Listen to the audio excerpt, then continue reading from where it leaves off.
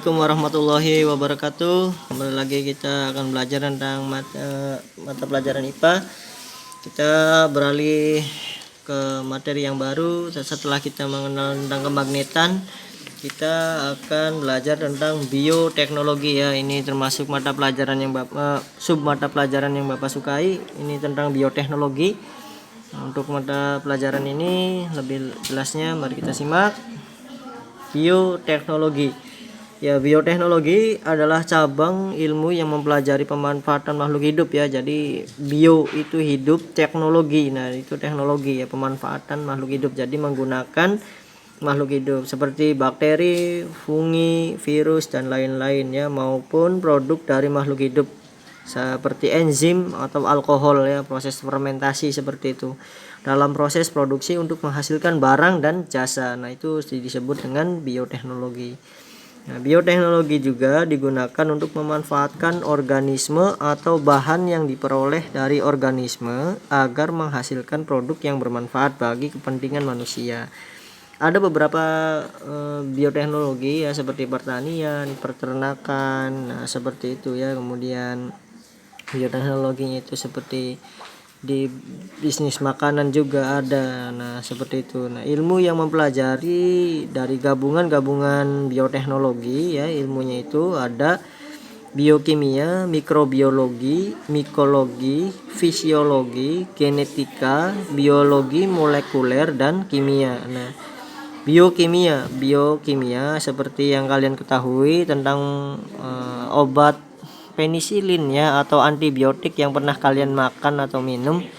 Antibiotik yang pernah kalian sakit itu disebut dengan biokimia ya. Nah, kemudian ada mikrobiologi. Mikro itu adalah kecil, jadi pemanfaatan menggunakan makhluk yang bersel satu ya, atau biasanya menggunakan bakteri atau virus, mikrobiologi. Kemudian ada fisiologi. Fisiologi itu adalah visio adalah tubuh ya, susunan tubuh yang menggunakan susunan tubuh. Kemudian genetika atau gen, dan biologi molekuler. Nah, seperti itu. Bioteknologi salah satunya adalah pernah nggak kamu makan tempe ya, tempe atau tapai atau oncom, keju dan roti. Nah, itu semua adalah hasil dari bioteknologi. Salah satunya adalah tempe. Tempe itu berasal dari rhizoma ya, atau jamur yang difermentasikan menggunakan kedelai. Nah, seperti itu. Tapai juga sama. Kemudian keju Saccharomyces menggunakan bakteri Saccharomyces. Kemudian kita akan belajar di bioteknologi pertanian. Nah, bioteknologi pertanian ini ada kultur jaringan. Yang pertama, kultur jaringan itu apa sih? Nah, kultur jaringan adanya pembudidayaan, sedangkan jaringan artinya sekelompok sel yang mempunyai bentuk dan fungsi yang sama. Nah, jadi kultur jaringan itu apa? Membudidayakan suatu jaringan makhluk hidup menjadi individu baru yang mempunyai sifat yang sama seperti induknya.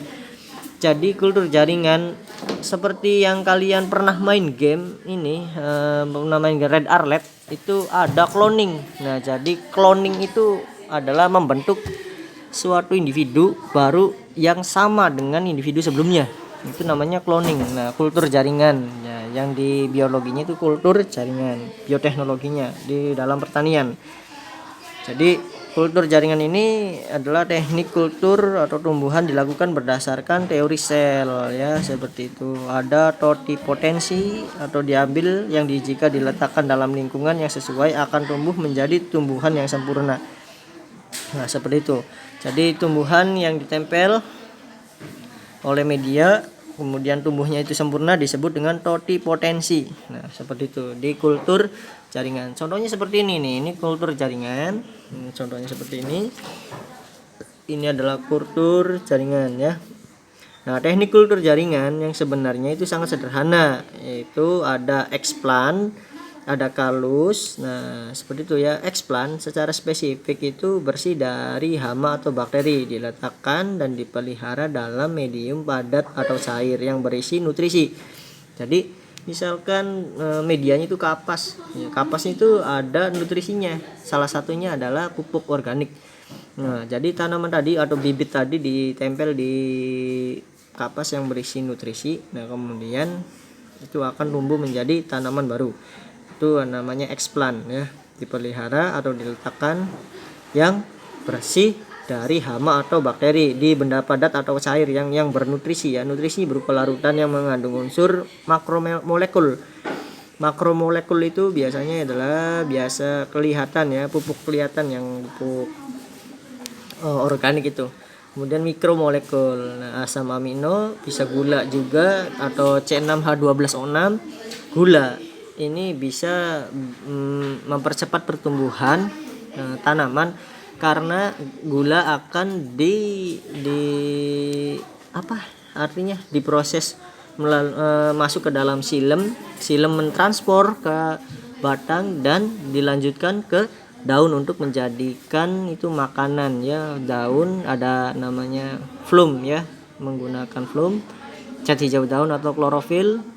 Gula tadi dihasilkan melalui fotosintesis. Nah, seperti itu. Kemudian ada hormon. Nah, dengan pemberian nutrisi, sebagian sel pada di permukaan irisan tersebut akan membentuk gumpalan sel yang disebut dengan kalus. Nah, jadi setelah tumbuh kalus atau tunas-tunas itu dipisahkan, kemudian dipindahkan ke dalam medium yang lebih besar. Nah, seperti itu ya. Contohnya ini seperti ini. Ini itu adalah kalus. Nah, nantinya akan bereproduksi, akan berkembang menjadi seperti ini. Nah, itu namanya kultur jaringan. Nah, seperti itu ya. Itu ini namanya kultur jaringan. Nah, ini namanya kultur jaringan. Lihat, ini dimasukkan ke dalam toples. Ini adalah tanaman clover yang sebelah kiri Bapak. Ini adalah nama tanamannya adalah clover ya. Ini adalah nama tanamannya Aspergillus sporosi atau kacang.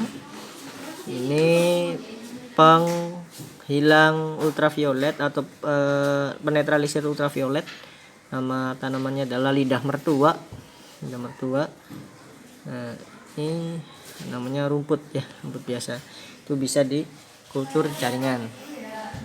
Nah, kita akan bahas ke materi yang sub kedua, yaitu insektisida dari bakteri. Nah, kita lihat di sini ada gambar ulat yang mau makan tanaman. Ini ulatnya. Ulatnya mau makan tanaman jagung. Kemudian si ulat tadi setelah makan tanaman jagung mati. Kenapa ya mati? Nah, ini ada yang disebut dengan bakteri Bacillus thuringiensis atau bakteri insektisida. Nah, jadi untuk amannya kan kebanyakan itu menggunakan kimia ya. Nah, sekarang kita menggunakan makhluk hidup atau mikroorganisme. Jadi insektisida adalah zat yang dapat membasmi serangga. Jadi ini menggunakan bakteri Bacillus thuringiensis ya. Bakteri ini menghasilkan racun yang disebut protein kristal insektisida ya. Jadi ketika tanaman yang disemprot oleh bakteri Bacillus thuringiensis ini akan mencerna proteinnya tadi di dalam perut. Nah, dalam hitungan detik si ulat ini akan mati karena itu sih Bacillus thuringiensis ini memakan protein dan enzim-enzim yang ada di dalam ini ulat tadi. Nah, seperti itu. Ini sangat ampuh sekali untuk pembasmi hama di pertanian. Nah, seperti itu. Jadi yang disebut dengan protein kristal insektisida tadi adalah racun yang menyerang saluran pencernaan hama. Tuh, seperti Bapak yang telah jelaskan tadi, saluran pencernaan hama tadi akan terserang sehingga hama tadi akan berhenti makan dan kemudian mati. Nah, seperti itu. Pembuatan insektisida ini adalah sebagai berikut. Ada Bacillus thuringiensis, itu dikulturkan atau dikembangbiakan dalam tangki, kemudian difermentasi dan dicampur dengan cairan yang lengket, kemudian disemprotkan ke tanaman. Nah, seperti itu ya. Ini sangat berguna sekali. Seperti Bapak sudah menggunakan salah satunya ini merek Zipro ya. Zipro, Bapak telah membeli produk bakteri ini, pernah dicoba ke dalam tanaman Bapak, memang berfungsi ya. Ya, si ulat tadi tidak ada lagi, tadinya banyak dan memakanin tomat Bapak. Setelah Bapak membeli produk Zipro yang Bacillus thuringiensis ini yang banyak ya. Nah, itu ulatnya berkurang dan bahkan tidak ada. Seperti itu. Namun ketika kalian ingin panen yang sudah disemprot dengan Bacillus thuringiensis ini, cuci dengan air yang mengalir atau sabun ya, karena berbahaya sekali ketika masuk ke dalam pencernaan kalian. Oke, nah ini adalah bakterinya. Kita lihat DNA-nya. DNA si bakteri ini, lihat. Ini berbentuk seperti abstrak dan berwarna coklat ya. Ini adalah Bacillus thuringiensis. Ini adalah endospermanya, endosper, dan ini flagella untuk berenang ke dalam protein atau ke dalam alat pencernaan atau organ pencernaannya si hama tadi. Nah, ketika sudah sampai, si plasmid ini akan pecah dan mengakibatkan pertumbuhan bakteri yang sangat banyak sekali di pencernaannya sehingga mati ya hamanya. Nah, kemudian ada yang namanya pembastaran atau persilangan. Pembastaran atau persilangan merupakan perkawinan antara dua individu tanaman yang berbeda varietas. Nah, maksudnya berbeda varietas ini dalam hal berbeda jenis ya, berbeda varietasnya, tetapi masih dalam satu spesies. Family ya, familinya. Jadi berbeda family tapi dalam satu spesies. Nah, contohnya adalah apel dengan berry. Nah, jadinya pin berry. Pineapple dengan berry menjadi pin berry. Nah, seperti itu. Kemudian plum atau kiwi dengan berry menjadi kiwi berry. Nah, setelah itu ada teknologi nuklir. Nah, dewasa ini reaksi nuklir telah banyak digunakan untuk tujuan damai, bukan tujuan militer ya.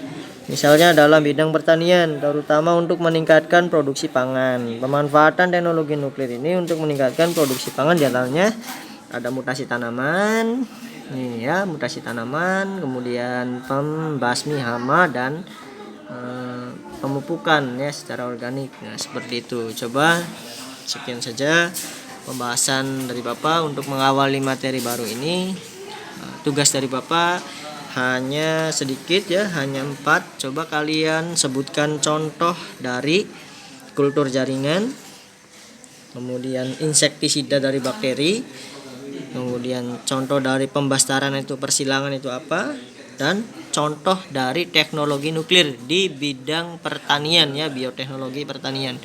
Terima kasih banyak. Wabillahi taufiq wal hidayah. Assalamualaikum warahmatullahi wabarakatuh.